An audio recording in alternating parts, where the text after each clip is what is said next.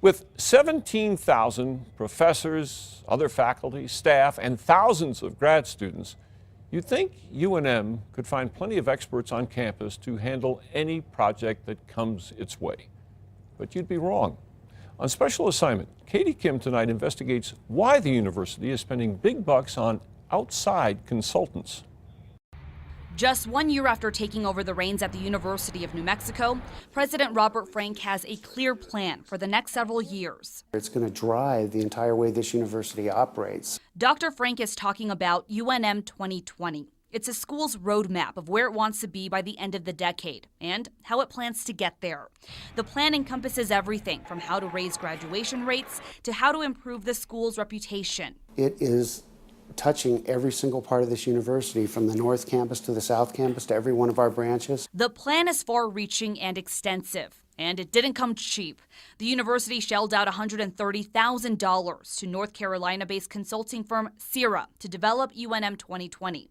Steve Sloat is president of CIRA. There was no planning office here at the University of New Mexico, and there had not been a strategic plan created at the institutional level. To put that plan in place, Sloat flew from Durham to Albuquerque each month for the last year and a half. All flights, hotels, and food were covered by taxpayers.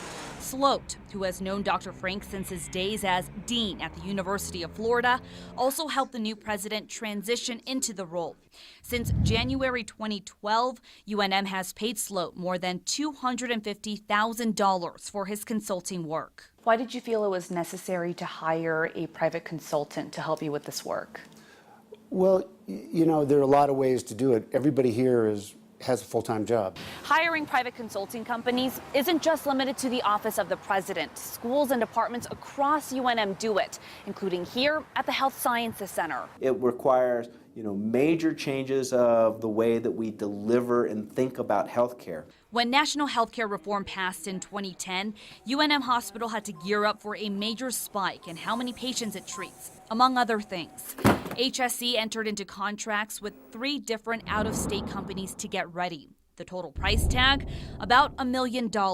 Why the need to bring in outside consulting groups? So we have incredible resources within the Health Sciences Center to do this kind of work.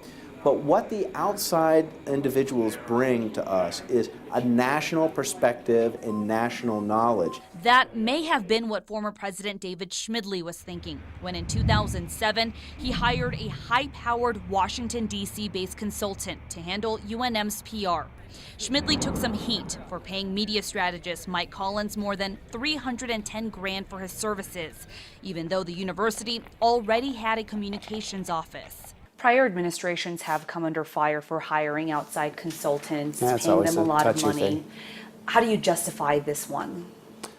I justify it because we're looking for something that's going to go to 2020. It's a vision for this university. But the state's higher education department questions whether UNM's top dollar consulting contracts are worth it. I would hope that they would look internally first before they would go with a contract outside, since they're already paying those salaries of employees. It is a little bit concerning. We want to make sure in higher ed that money is first going to the students. It's worth what we've paid for it, and I think we'll show that day after day as we use it in everything we're doing. On special assignment, Katie Kim, KRQE News 13.